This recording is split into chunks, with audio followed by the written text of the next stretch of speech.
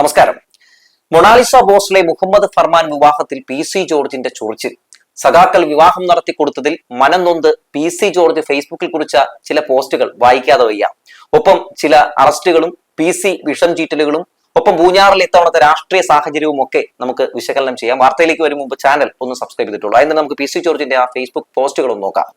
ഇങ്ങനെയാണ് PC പറയുന്നത്: ശിവൻകുട്ടിയും ഗോവിന്ദനും റഹീമും കല്യാണം നടത്തി കൊടുക്കുന്നുണ്ടെന്ന് അറിഞ്ഞു.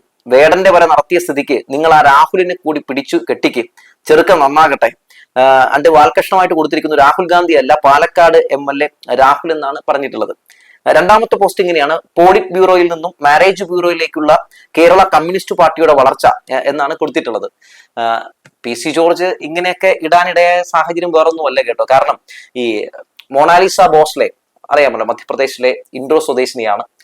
ഈ മുഹമ്മദ് ഫർഹാൻ എന്ന് പറയുന്നത് അദ്ദേഹം മഹാരാഷ്ട്രക്കാരനാണ്. ഇവർ രണ്ടുപേരും തങ്ങൾക്ക് പറ്റിയ ഒരു ഇടം, സുരക്ഷിതമായി ജീവിക്കാൻ പറ്റുന്ന ഒരു ഇടം, ഇതര മതസ്ഥർ കല്യാണം കഴിച്ചിട്ടുണ്ടെങ്കിൽ അവർക്ക് നല്ല രീതിയിൽ ജീവിക്കാൻ പറ്റിയ ഒരു ഇടം, അത് ഇവിടമാണെന്ന് പറഞ്ഞ് ഓടിയെത്തിയത് എങ്ങോട്ടേക്കാ? ഗുജറാത്തിലേക്കോ UP-യിലേക്കോ വേറെ എങ്ങോട്ടെങ്കിലും ആണോ? അല്ല, അവർ ഓടിയെത്തിയത് കേരളത്തിലേക്കാണ്.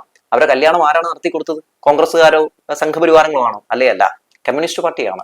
ഗോവിന്ദ മാഷും റഹീമും ജോയിയും ഒക്കെ ഇങ്ങനെ കല്യാണം നടത്തി കയ്യടി നേടുമ്പോൾ കേരള മാതൃക, കേരള സ്റ്റോറി കാണിച്ചു കൊടുക്കുമ്പോൾ സ്വാഭാവികമായിട്ടും കേരളം ഇങ്ങനെയല്ല എന്നൊക്കെ പറഞ്ഞു നടക്കുന്ന സംഘപരിവാരങ്ങൾക്കും ഇത്തരം PC ജോർജുമാർക്കും ഒക്കെ പൊള്ളും. അപ്പൊ ആ പൊള്ളിയതിന്റെ ഭാഗമായിട്ടാണ് ഇത് ഇങ്ങനെയൊക്കെ പല പോസ്റ്റൊക്കെ ഇട്ടിട്ടുള്ളത്. പിന്നെ രാഹുൽ ഗാന്ധിയുടെ കാര്യമല്ല, രാഹുൽ മാങ്കൂട്ടത്തിന്റെ കാര്യം എന്നൊക്കെ പറഞ്ഞ ആ പോസ്റ്റടിയിൽ ഈ PC ജോർജ് ഇങ്ങനെ കുത്തിക്കയറ്റിയേക്കുന്ന ചില സംഭവങ്ങളൊക്കെ കണ്ടു.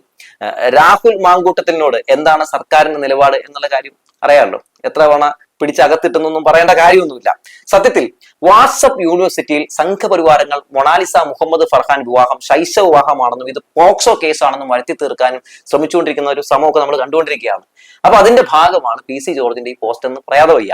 പൂവാർ പഞ്ചായത്തിൽ നിന്ന് മൊണാലിസയ്ക്കും മുഹമ്മദ് ഫർമാനും കേസ്മാർട്ട് വഴി ലഭിച്ച വിവാഹ സർട്ടിഫിക്കറ്റിൽ എന്താണ് പറഞ്ഞിട്ടുള്ളത് നിങ്ങൾക്ക് ഇപ്പോൾ ദൃശ്യങ്ങളിൽ കാണാം. ഇരുവരുടെയും പ്രായവും ജനന തീയതിയും വ്യക്തമായി തന്നെ കാണാൻ സാധിക്കുന്നുണ്ട്. ഇത് പ്രകാരം 2008 ജനുവരി 1 മൊണാലിസ ജനിച്ചത്. അതായത് PC ജോർജ്, ഇപ്പോൾ മൊണാലിസയുടെ പ്രായം 18 വയസ്സും 2 മാസവുമാണ്.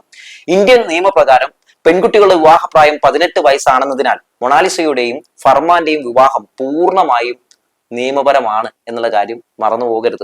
2008 കേരള വിവാഹങ്ങൾ രജിസ്റ്റർ ചെയ്യൽ പൊതുചട്ടങ്ങളിലെ 11(1) പ്രകാരമാണ് ഇരുവരുടെയും വിവാഹം രജിസ്റ്റർ ചെയ്തിരിക്കുന്നത്. ഇത്തരത്തിൽ വിവാഹം രജിസ്റ്റർ ചെയ്യാനായി ആരാധനാലയങ്ങളിൽ വിവാഹം നടന്നതിന്റെ സർട്ടിഫിക്കറ്റിന് പുറമെ വധുവരന്മാരുടെ തിരിച്ചറിയൽ രേഖകളും പ്രായം തെളിയിക്കുന്ന രേഖകളും ഒക്കെ കൊടുക്കണം. എന്നാൽ മാത്രമേ കാര്യങ്ങളൊക്കെ നടക്കൂ. PC ഇവയെല്ലാം പരിശോധിച്ച് സാധുവാണെങ്കിൽ മാത്രമേ കേസ്മാർട്ടിൽ നിന്ന് വിവാഹ സർട്ടിഫിക്കറ്റും ലഭിക്കൂ. അങ്ങനെയൊക്കെ എല്ലാം പരിശോധിച്ച ശേഷമാണ് ഇത് നടന്നിട്ടുള്ളത്. ഇതൊക്കെ PC-ക്കും സംഘപരിവാരങ്ങൾക്കും അറിയില്ലാഞ്ഞിട്ടൊന്നുമല്ല. എന്നാലും ഇങ്ങനെയൊക്കെ പറയുമ്പോൾ ലേശം കുറവ് കിട്ടും അല്ലെ PC?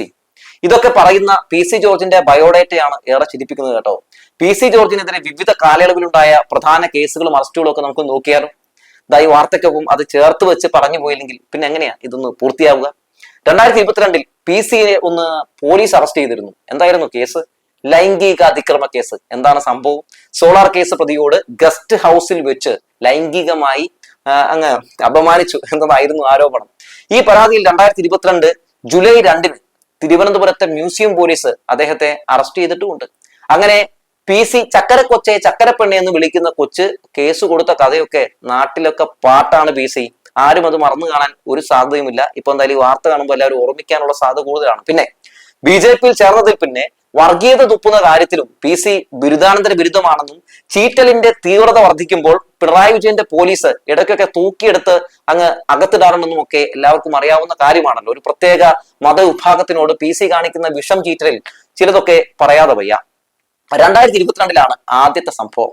തിരുവനന്തപുരത്തെ അനന്തപുരി ഹിന്ദു മഹാസമ്മേളനത്തിൽ സംസാരിക്കവേ മുസ്ലിം മതവിഭാഗത്തിൽപ്പെട്ടവർ നടത്തുന്ന ഹോട്ടലുകളിൽ ചായയിൽ വന്ധ്യത വരുത്തുന്ന തുള്ളിമരുന്നുകൾ ചേർക്കുന്നുണ്ടെന്ന് PC ജോർജ് അങ്ങ് നിന്നങ്ങ് വിടുകയാണ്.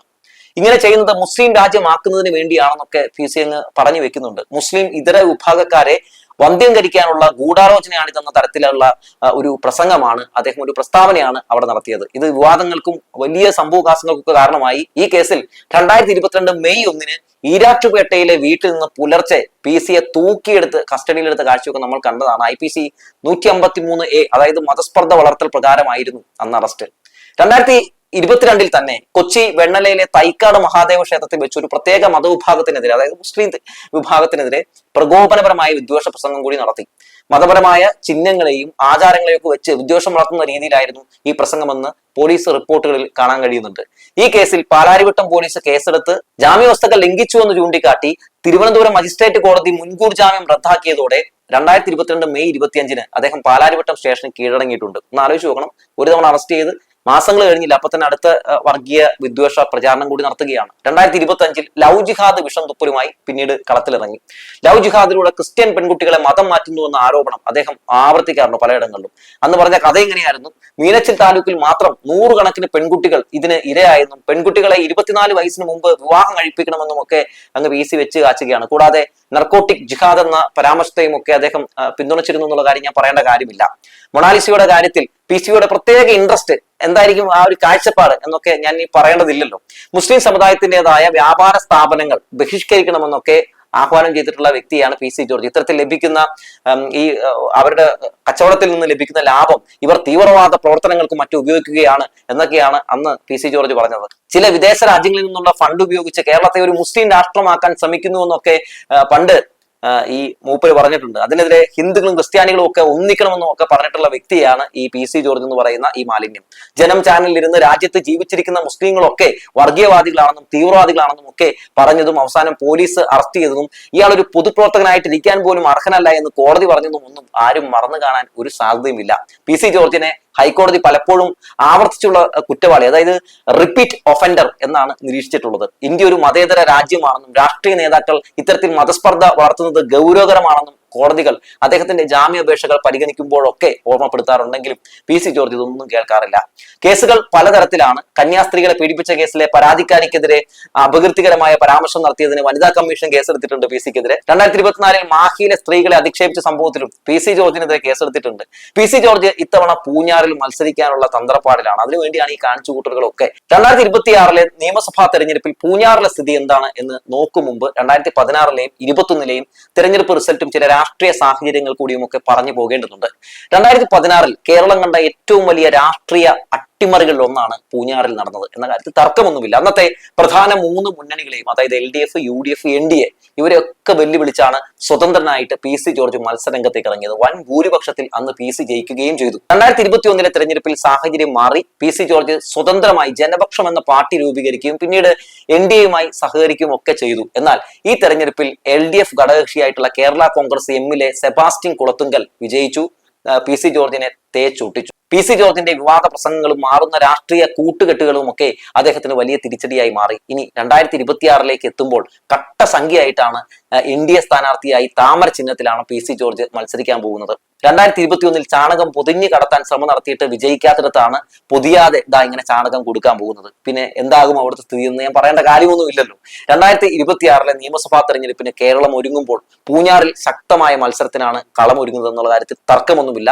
പരമ്പരാഗതമായി കേരള കോൺഗ്രസ് വോട്ടുകൾക്ക് മുൻതൂക്കമുള്ള മണ്ഡലമാണിത്. അതുകൊണ്ട് തന്നെ LDFന്റെ സെബാസ്റ്റ്യൻ കുളത്തുങ്കൽ തന്നെ മത്സരരംഗത്ത് ഇറങ്ങിയാൽ ഇക്കുറിയും വിജയ സാധ്യത ഉറപ്പിക്കാനും ഇടതുപക്ഷത്തിനൊപ്പം ആ മണ്ഡലം നിൽക്കുകയും ചെയ്യുമെന്നാണ് ഞാൻ മനസ്സിലാക്കുന്നത്. മണ്ഡലത്തിലെ വികസനങ്ങളും സംഘപരിവാർ വർഗീയ രാഷ്ട്രീയ പാർട്ടികൾക്കെതിരെ, ശക്തികൾക്കെതിരെയൊക്കെ ഇടതുപക്ഷം സ്വീകരിച്ചിട്ടുള്ള പല നിലപാടുകളും ഒക്കെ ഒന്ന് ചർച്ച ചെയ്യപ്പെട്ടിട്ടുണ്ടെങ്കിൽ ഭൂരിപക്ഷം ഇനിയും വർദ്ധിക്കാനാണ് സാധ്യത.